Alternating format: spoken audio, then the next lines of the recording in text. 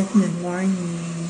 So today, ma-repack ko kuan. So ma-repack ko today brown sugar. Kaya dahil brown sugar sa tindahan. So ma-repack ko brown sugar.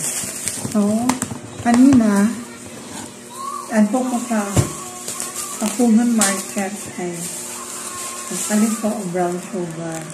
So ako yung kalit is 1 kilo na brown sugar. So ako na sa repack by 10. Repack nila ako.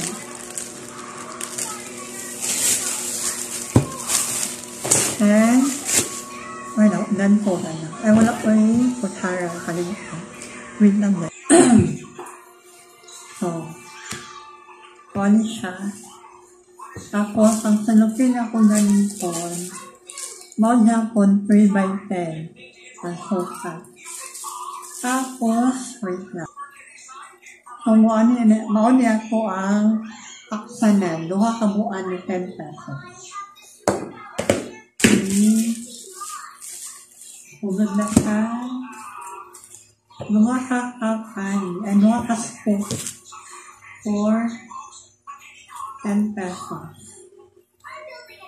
Ang primero, imo sa video na so. Tapos, ang kanuha, ay nakaisal na ko. Ano sa piso? Tapos, madami tayong steak para ipulpog para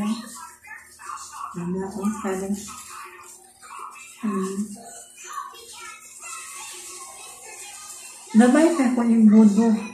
Ay, yung budo na una sa balay na may tayo. Ang budo nga dako, nasa tindahan. Mga kuan. So, ang kanwa din ay puno. Ay, mahala kang sugar karon.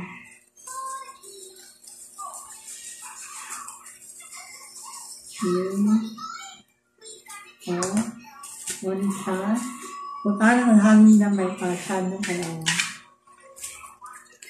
Ako sa umakamot, alam ko yung arthritis. Yung arthritis ko pa. Yeah. 10 pesos.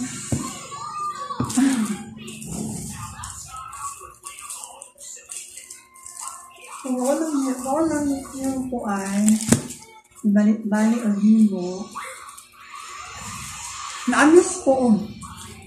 Alit-alit sa lupin sa amuang sa niyang kay Marato kay lang baliya. Pagkubo kay mahal mo ka.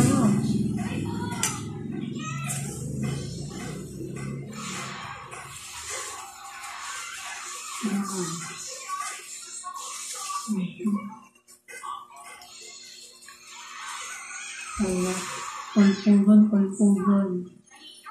Kaya ba? Kung saman mo.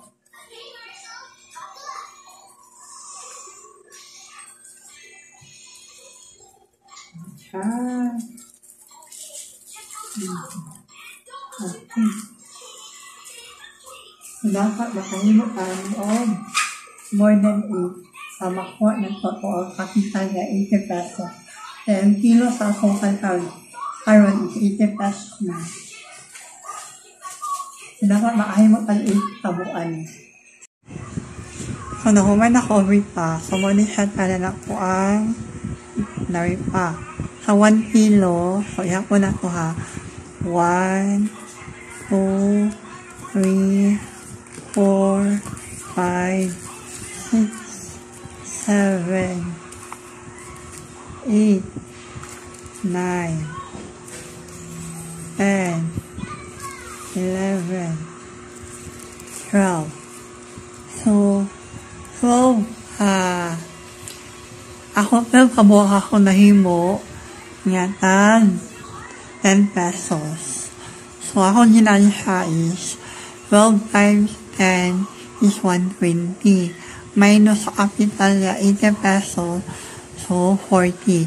So, nako ginaan siya nga 40 pesos sa 1 kilo nga brown sugar. So, not bad, diba? Okay na din. Nandang income. So, walang to. Thank you for watching, guys. Bye!